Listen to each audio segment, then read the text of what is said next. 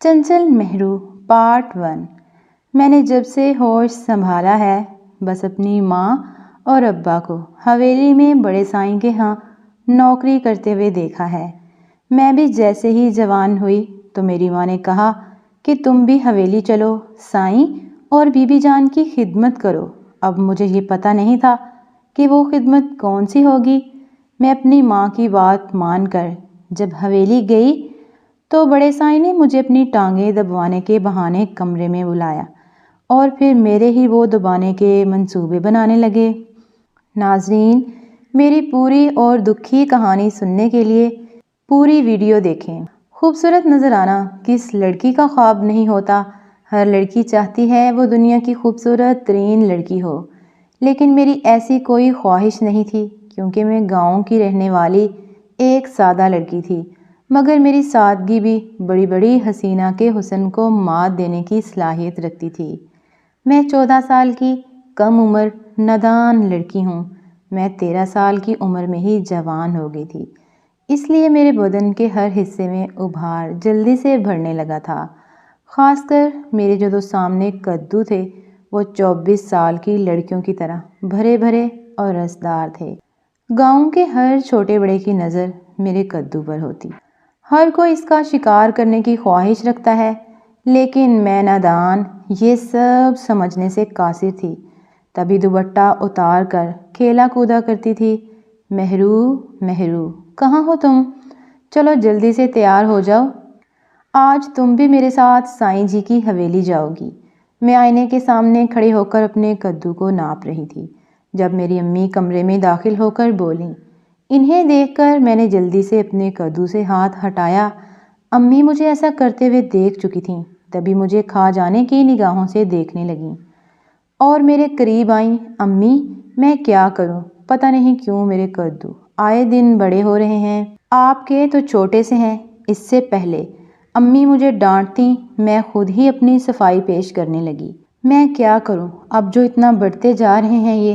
چلو اپنے قدو پر یہ چیز پہن لو، کم واضح ہوں گے، اور پہن کر جلدی باہر آنا، حویلی جانا ہے، آج وہاں پر دعوت ہے، کام زیادہ ہوگا، امی نے مجھ سے سختی سے کہا اور پھر میرے ہاتھ میں وہ چیز پکڑا کر کمرے سے باہر نکل گئیں۔ میں نے وہ چیز پہننے کے بجائے چھپا دی، وہ مجھے پہننا اچھا نہیں لگتا تھا۔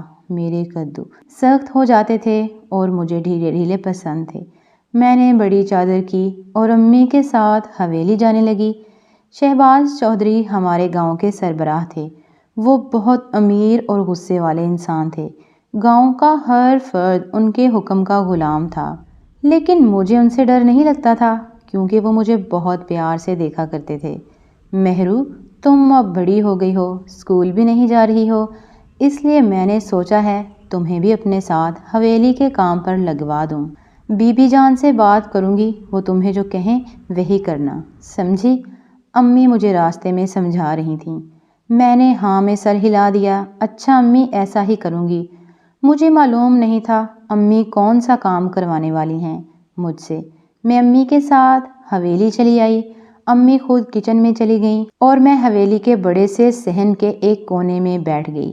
صحن میں ایک عورت کھلا سا گلا پہن کر جھک کر جھاڑو لگا رہی تھی۔ اس کے قدو کے درمیان موجود گہری لمبی لائن صاف دکھائی دے رہی تھی۔ سائیں چودھری سامنے بیٹھے اس نوکرانی کو غور سے دیکھ رہے تھے اور بار بار اپنا ہاتھ اپنی پتلون کے درمیان رکھ رہے تھے۔ مہرو آؤ کھیلتے ہیں، حویلی کی ملازمہ کی ایک بیٹی میرے پاس آ کر بولی۔ میں اس کے ساتھ صحن میں ہی کھیلنے لگی۔ ہم لڑکیوں والا کھیل کھیل رہی تھیں، میں اپنی دوستوں کو بھاگ کر پکڑ رہی تھی۔ اسی دوران میرا دوپٹہ گر گیا اور میرے قدو واضح دکھائی دینے لگے۔ میرے بھاگنے کی وجہ سے میرے قدو اچھل رہے تھے، ہم ساتھ شور بھی مچا رہی تھیں۔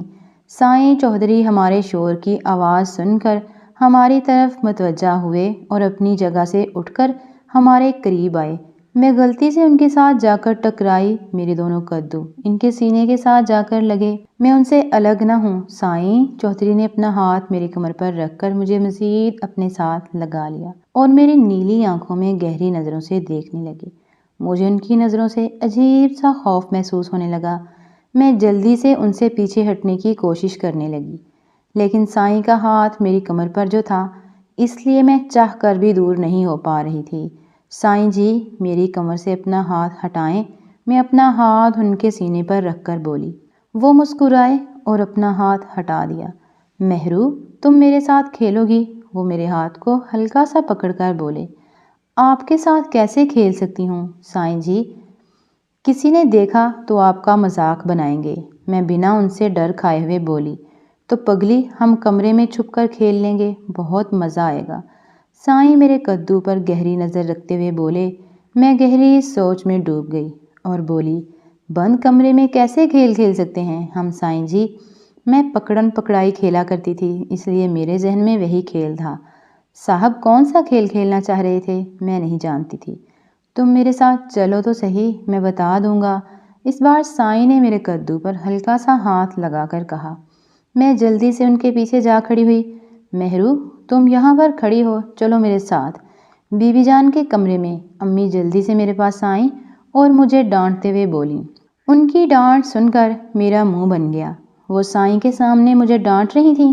نجمہ یہ بچی سے کس طرح بات کر رہی ہو تم؟ پیار سے بھی تو اس سے بات کر سکتی ہو نا، سائیں نے امی سے کہا۔ امی کا منہ حیرت سے کھلے کا کھلا رہ گیا۔ وہ حیران نظروں سے مجھے دیکھنے لگیں کہ سائیں میری طرفداری کر رہے ہیں۔ وہ میں یوں ہی سائیں جی، امی نے ہنستے ہوئے کہا۔ مہرو کو بھی حویلی میں کام پر لگا دو، ان دنوں شادی والا گھر ہے، 100 کام ہوتے ہیں۔ سائیں میری طرف دیکھ کر بولے۔ بی بی جان سے میں اسی بارے میں بات کرنے والی ہوں سرکار، لیکن مجھے نہیں خیال وہ مانے گی۔ امی کا پورا ارادہ تھا مجھے حویلی میں نوکری کروانے کا۔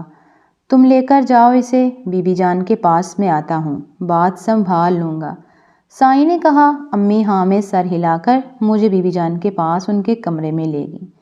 بی بی جان غصے کی بہت تیز تھیں اور شکی مزاج بھی تھیں۔ ان کا الگ سے بڑا سا کمرہ تھا، یہاں پر وہ بیڈ پر بیٹھ کر 2 لڑکیوں سے اپنی ٹانگیں دبوا رہی تھیں۔ بی بی جان ٹانگیں کھول کر بیٹھی تھیں، ان کا بہت کچھ واضح دکھائی دے رہا تھا۔ بی بی جان یہ میری بیٹی ہے مہرو، اسے بھی نوکری پر رکھ لیں، ہمارا بھی بھلا ہو جائے گا اور آپ کے کام میں بھی مدد ہو جائے گی۔ امی بی بی جان کے سامنے نظریں جھکا کر بولیں۔ بی بی جان مجھے گہری نظروں سے دیکھنے لگیں اور بولیں، مہرو تیری بیٹی خوبصورت بہت ہے اور اس کے کدو کچھ زیادہ ہی بڑے ہیں۔ کون سی کھاد کا پانی ڈالتی ہو ان پر جو اتنی جلدی فصل تیار ہو رہی ہے؟ بی بی میرے کدو کی طرف دیکھ کر بولی۔ ہر کوئی میرے کدو کے پیچھے ہی پڑا ہوا تھا۔ ایسی کوئی بات نہیں ہے بی بی جی، آپ تو جانتی ہیں آج کل کی لڑکیوں کے خون کچھ زیادہ ہی پرجوش ہوتے ہیں، اسی وجہ سے جلدی جوان ہو جاتی ہیں، اور مجھے تو لگتا ہے مہرو کو کوئی مسئلہ ہوا ہے، میں اسے ڈاکٹر کو دکھاؤں گی، آپ کی مہربانی ہوگی کہ آپ اسے نوکری پر رکھ دیں۔ امی بات کو گھماتے ہوئے بولی اور میرے بڑے کدو کو بیماری کا نام دے رہی تھیں۔ بی بی سائیں مجھے گہری نظروں سے دیکھنے لگے، وہ ڈر رہی تھی مجھے نوکری دینے سے۔ میں سوچ کر بتاؤں گی نجمہ، شادی کا گھر پر بہت سے نوکر رکھے ہوئے ہیں گھر پر، اور یہ بچی ہے کیا کام کرے گی؟ بی بی جان باتوں ہی باتوں میں انکار کر رہی تھیں۔ اتنے میں سائیں بھی کمرے میں آ گئے۔ سائیں اور بی بی کی آپس میں کم ہی لگتی تھی۔ بی بی جان جٹھانی تھیں اور سائیں دیور تھے۔ سائیں جی کو دیکھ کر بی بی جان اپنی ٹانگیں مزید کھول لیں، جیسے انہیں اپنی طرف آنے کی دعوت دے رہی ہوں۔ سائیں نے کوئی خاص دھیان نہیں دیا اور بی بی جان سے میرے متعلق بات کرنے لگے۔ بچی کو نوکری پر رکھ لیں بی بی جان، ہمارے ذاتی کام بھی کر دے گی، سائیں نے بی بی جان کی طرف دیکھ کر پیار سے کہا۔ سائیں کی بات سن کر بی بی جان گہری سوچ میں ڈوب گئیں اور سیدھی ہو کر بیٹھیں اور کہنے لگیں، اگر آپ کہتے ہیں دیور جی تو میں مان لیتی ہوں، مہرو کو کام پر رکھ لیتی ہوں، لیکن میں کسی کی حفاظت کی ذمہ داری نہیں اٹھاؤں گی۔ لڑکی ضرورت سے زیادہ ہی کچھ جوان ہے، حویلی میں طرح طرح کے ملازم ہیں، کوئی اونچ نیچ ہوئی تو میں ذمہ دار نہیں ہوں گی۔ بی بی جان کھڑے ہو کر بولیں، آپ پریشان نہ ہوں، میرے ہوتے ہوئے کسی ملازم کی ہمت نہیں ہو سکتی وہ کسی لڑکی کو بری نظر سے دیکھیں۔ سائیں جی مجھے دیکھ کر بولے، وہ مجھے کچھ زیادہ ہی گہری نظروں سے دیکھ رہے تھے۔ امی بہت خوش ہو رہی تھی مجھے نوکری ملنے پر۔ شکورہ کے پاس چلی جاؤ، وہ تمہیں کام سمجھا دے گی، بی بی جان نے کہا اور دوبارہ اسی حالت میں لیٹ گئیں۔ امی ان کے سر کی مالش کرنے لگیں اور میں کمرے سے باہر نکل گئی۔ سائیں بھی میرے ہمراہ تھے، وہ بہت خوش نظر آ رہے تھے، لیکن میں تھوڑا پریشان تھی کیا ہوا ہے، تم پریشان کیوں ہو؟ بی بی جان کی باتوں کا برا نہ مانا کرو، ان کی عادت ہے، تم صرف میری بات پر دھیان دیا کرو، میں جو کہوں وہ کیا کرو۔ صاحب ہلکا سا میرا ہاتھ تھام کر بولے۔ ویورز، کہانی کا اگلا پارٹ دیکھنے کے لیے ہمارے چینل کو جلدی سے سبسکرائب کریں تاکہ جب میں اس کا اگلا پارٹ اپلوڈ کروں تو اس کا نوٹیفیکیشن آپ لوگوں کو سب سے پہلے ملے۔ اور اگر آپ کو ہمارے ناولز پسند آ رہے ہیں تو اپنی قیمتی رائے سے ضرور آگاہ کیجیے۔ شکریہ۔